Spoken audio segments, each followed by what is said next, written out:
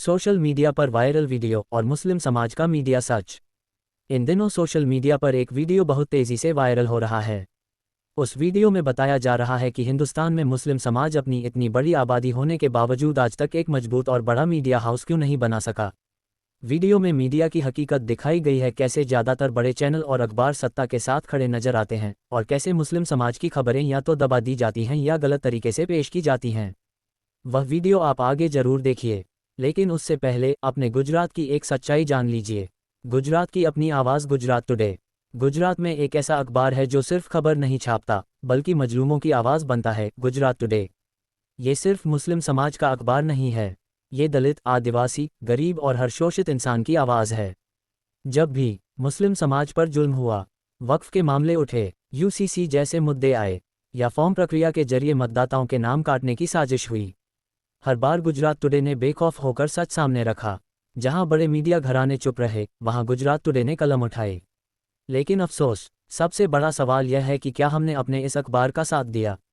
सच तो यह है कि जितनी मदद मुस्लिम समाज को अपने मीडिया को करनी चाहिए थी, विज्ञापन देकर, सब्सक्रिप्शन लेकर, आर्थिक सहयोग देकर, उतनी मदद आज तक नहीं मिली। हम अक्सर शिकायत करते हैं कि मीडिया हमारे खिलाफ है, लेकिन जब अपना मीडिया मजबूत करने की बारी आती है तो हम पीछे हट जाते हैं। मैं जावेद राजा। गुजरात टुडे अखबार जब 91 में शुरू हुआ तब उसमें फोटोग्राफर था। उसके बाद 94 में दी इंडियन एक्सप्रेस से जुड़ा, तब भी रोज गुजरात टुडे पढ़ता था, क्योंकि वहां मुझे ज़मीन की सच्चाई दिखाई देती थी। लेकिन ये देखकर दुख होता है कि जिस अखबार ने हमारे लिए आवाज़ उठाई, हम उसी के लिए आवाज़ नहीं उठा पाए। हमें समझना होगा, अगर हमारी अपनी मीडिया नहीं होगी तो हमारी बात कौन रखेगा। हमारे साथ हो रहे अन्याय को कौन दिखाएगा। हमारे खिलाफ फैलाए जा रहे झूठ का जवाब कौन देगा। दूसरे हमारे लिए नहीं लड़ेंगे, हमें खुद खड़ा होना पड़ेगा। अब क्या करना है? आज ज़रूरत है गुजरात टुडे की सदस्यता लें, अपने बिजनेस के विज्ञापन दें, सोशल मीडिया पर खबरें शेयर करें, आर्थिक और नैतिक समर्थन करें, क्योंकि यह सिर्फ अखबार नहीं, हमारी आवाज़ है। आखिर में अब आप वह सोशल मीडिया का वायरल वीडियो देखिए, आपको खुद समझ आ जाएगा कि मजबूत मीडिया के बिना कोई समाज मजबूत नहीं बन सकता। अगर हमें अपनी पहचान बचानी है तो अपने मीडिया को मजबूत करना ही होगा। गुजरात टुडे को पढ़िए, सपोर्ट कीजिए और सच के साथ खड़े रहिए। अस्सलाम वालेकुम। हमारे देश में शायद ही कोई मुसलमान होगा जिसके अंदर से ये आवाज़ नहीं आती होगी कि हमारा एक मजबूत मीडिया होना चाहिए, हमारी आवाज़ होनी चाहिए। क्योंकि जिस तरह से दिन रात गोदी मीडिया हमारे कैरेक्टर को निगेटिव तरीके से पेश करती रहती है, यानी कैरेक्टर असैसिनेशन करती रहती है। मिसाल के तौर पे अभी बिहार के चुनाव के दिनों में पूरी कम्युनिटी को मीडिया ने घुसपैठिया साबित करने की कोई कसर नहीं छोड़ा। दिन रात हमें घुसपैठिया साबित करने में लगे हुए थे और इस कोशिश के बाद वो फिर गायब भी हो जाते हैं, ये भी आप एहसास करते होंगे। लेकिन क्या कभी आपने सोचा है कि दिन रात ये गोदी मीडिया इस तरह का नैरेटिव क्यों फैलाने की कोशिश करते हैं, यानी एक समुदाय विशेष के दिमाग में हमारे खिलाफ जहर या नफरत बोने का काम क्यों करती है। जब आप गहराई में जाएंगे, इस पे गौर व फिक्र करेंगे तो आप पाएंगे कि इसका ताल्लुक माशियत से है। माशियत का मतलब यह है कि जिनसे उनको कमाई होती है, जिनसे उनको पैसे मिलते हैं, उसके हिसाब की खबर उनको लगानी पड़ती है। ये ढकी छुपी हुई बात नहीं है। आप भी इसके अंदर जाने की कोशिश करेंगे, पता करने की कोशिश करेंगे तो आप पाएंगे कि बात सच है कि गवर्नमेंट से उनको इश्तिहार मिलते हैं। तो एक तो है कि गवर्नमेंट के एजेंडे को उनको नाफिज करना होता है, लिखना पड़ता है, बताना पड़ता है, उनके हिसाब से नैरेटिव तैयार करना पड़ता है। दूसरी बात यह है कि बड़े बड़े घरानों से उनको पैसे मिलते हैं, फिर उनके हिसाब से चीज़ों को पेश करना पड़ता है। और इस देश में शासन करने का जो एक सिंगल फॉर्मूला हाथ लगा है वो ये लगा है कि जितना ज्यादा आप नफरत फैलाएंगे, जितने दिनों तक नफरत आप फैलाएंगे, जितना लंबा नफरत फैलाएंगे, उतना लंबा आप शासन कर पाएंगे। और यही वजह है कि अगर किसी को नेता बनना होता है, अगर कोई मुस्लिम समुदाय का नेता है तो उसके पास एक सेट फॉर्मूला है, उस पर वो आकर के काम करता है, अब वो मुस्लिम समाज का लीडर बन जाता है। ठीक उसी तरीके से दूसरे तरफ का जो लीडर होता है, उसको अगर इलेक्शन लड़ना होता है तो उसके पास भी एक फॉर्मूला है, उस पर वो काम करता है। लेकिन मैं बात कर रहा हूं मीडिया के बारे में कि ये जो आपके अंदर मलाल है, आखिर क्यों हमारी कम्युनिटी कामयाब नहीं हो पाई देश में? 75 साल से जायद हो गए आज़ादी को, लेकिन हमारी कोई आवाज़, एक मजबूत आवाज़ या लल्लन टॉप की शक्ल में एक डिजिटल प्लेटफॉर्म भी हम तैयार क्यों नहीं कर पाए हैं? वजह यह है कि सर, उनको पैसे देने वालों की कमी नहीं है, और जो पैसा देगा उसके बारे में या उसके हिसाब से वो खबर दिखलाएगा। मिसाल के तौर पे इंडियन एक्सप्रेस से आप काफ़ी इम्प्रेस रहते हैं, लेकिन आप अगर गौर करेंगे तो पाएंगे कि इंडियन एक्सप्रेस का जो डिजिटल ई पेपर है, जिसको आप मोबाइल में पढ़ सकते हैं या लैपटॉप पे या कंप्यूटर पे, बिना सब्सक्रिप्शन फी दिए आप नहीं पढ़ सकते हैं। यानी अखबार वाले जनताओं से, रीडर्स से, व्यूअर्स से वो पैसा लेते हैं और उसके हिसाब की खबर लगाते हैं। वो अगर आप पैसा देंगे तो आपके हिसाब से भी खबर लगाई जाएंगी। पैसा आप किसको देंगे? जो लोग इसमें एक्टिव है, जो लोग ऐसा काम कर रहे हैं, चाहे वो YouTube के जरिए कर रहे हैं, फेसबुक के जरिए कर रहे हैं या कोई वेबसाइट चला रहे हैं, उनको आप फाइनेंशियली जब आप हेल्प करना शुरू करेंगे, सब्सक्रिप्शन लेना उनकी जब आप शुरू करेंगे, तो माशी तौर पे वो इंडिपेंडेंट होगा और फिर वो आपके हिसाब से खबर चलाना शुरू करेंगे।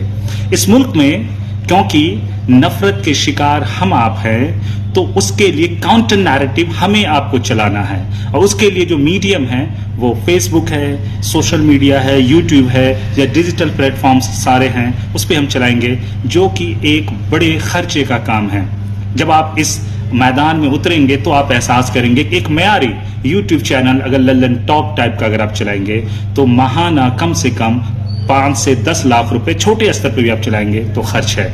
अब जो इसको पैसा देगा उसके हिसाब से वो नैरेटिव गढ़ेगा, उसके हिसाब से वो काम करेगा। लेकिन बदनसीबी देखिए कि हमारी कौम को बचपन से ये इंजेक्शन दिया गया है कि मस्जिद की एक ईंट में आप पैसा लगा दें तो ये आप दीन का काम करेंगे, मदरसे में आप ताउन करें तो आप दीन का काम करेंगे, अब मुसलमानों को ज़कात सदका देंगे तो आप दीन का काम करेंगे।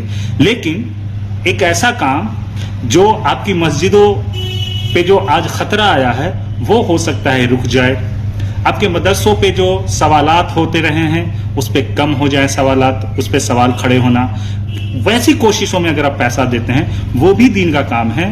ये समझाने में हमारे लोग नाकामयाब रहे हैं और हम समझने में भी नाकाम रहे हैं। हमको लगता है हमने मदरसे में दे दिया, अपने मरहुमीन के नाम पे या मस्जिद में दे दिया तो हमने दीन का काम किया है। दरअसल अगर आप कोई नफरत वाले एजेंडे के खिलाफ कोई अगर एक मुहिम चला रहा है यूट्यूब के जरिए या फेसबुक के जरिए या एक छोटी सी वेबसाइट के जरिए, उसको भी आप अगर मदद करते हैं तो आप दीन की ही खिदमत कर रहे हैं। क्योंकि दीन कमजोर कब होता है? नफरती एजेंडे से ये एहसास करना होगा। आपके मस्जिद, मदारिस, आपके मिल्ली कौमी तंजीमों पे खतरा कब मंडराता है? जब आपका दुश्मन नफरती नैरेटिव गढ़ करके मजबूत होता है, तब। उसको कमजोर कौन करेगा? जब उसका कोई काउंटर नैरेटिव चलाएगा। अब आपको निशानदेही करनी है कि किसके पास अल्लाह ने अक्ल दिया है, दलाइल दिए हैं कि वो प्रॉम्प्टली, तुरंत नैरेटिव बना करके काउंटर कर सके उसको अच्छे तरीके से, आंकड़े और डेटा के जरिए। ऐसे लोगों को आपको फाइनेंशियली सपोर्ट करना है, उसका सब्सक्रिप्शन लेना है। लेकिन हम क्या सोचते हैं, जैसी ऐसी कोई मुहिम शुरू होता है हम पहले ये सोचते हैं कि अच्छा चंदे का कारोबार खड़ा करने आ गया, चंदा लेने आ गया है। इंडियन एक्सप्रेस को जो लोग सब्सक्राइब करते हैं, क्या वो ऐसा ख्याल रखते हैं? या जो लोग दैनिक भास्कर को सब्सक्राइब करते होंगे, जो लोग दैनिक जागरण को सब्सक्राइब करते होंगे, क्या वो ऐसा ही ख्याल रखते हैं? इसलिए इस मुल्क में तमाम जितने भी सोसाइटीज हैं, जितनी भी कौमें हैं, यहाँ सबके पास अपनी एक मजबूत आवाज है सिवाय हमारी कम्युनिटी के। ये जो हमारे नैरोनेस है, जो नैरो माइंडनेस है हमारी, उसने हमें कभी आगे बढ़ने नहीं दिया है।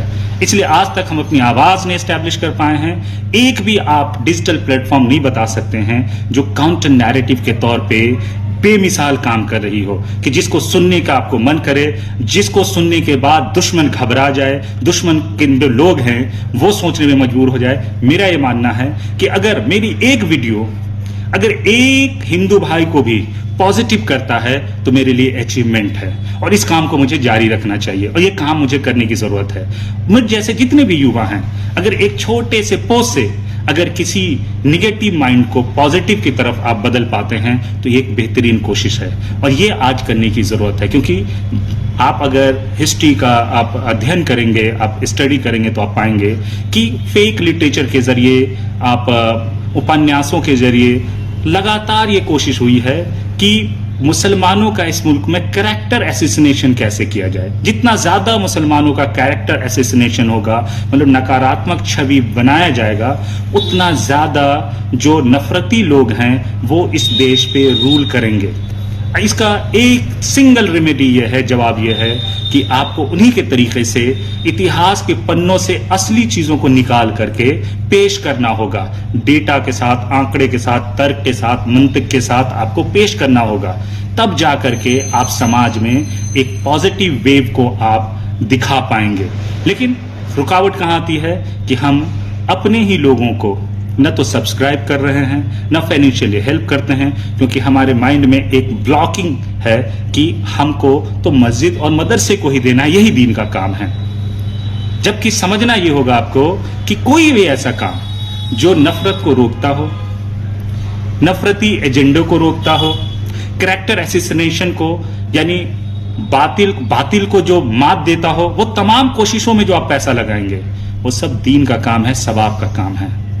अगर मेरी बात पे आपको यकीन न हो, किसी आलिम से, किसी मुफ्ती से आप इस बात के बारे में आप डिबेट कर सकते हैं, पता कर सकते हैं, मालूमात हासिल कर सकते हैं। इसलिए मैं अपने तमाम मुसलमान भाइयों से कहूँगा कि आप ऐसे लोगों को सपोर्ट कीजिए, सब्सक्राइब कीजिए, एक आवाज़ खड़ी कीजिए जो इन तमाम चीज़ों पे रिसर्च करके लोगों के सामने अच्छी बातें पेश कर सके।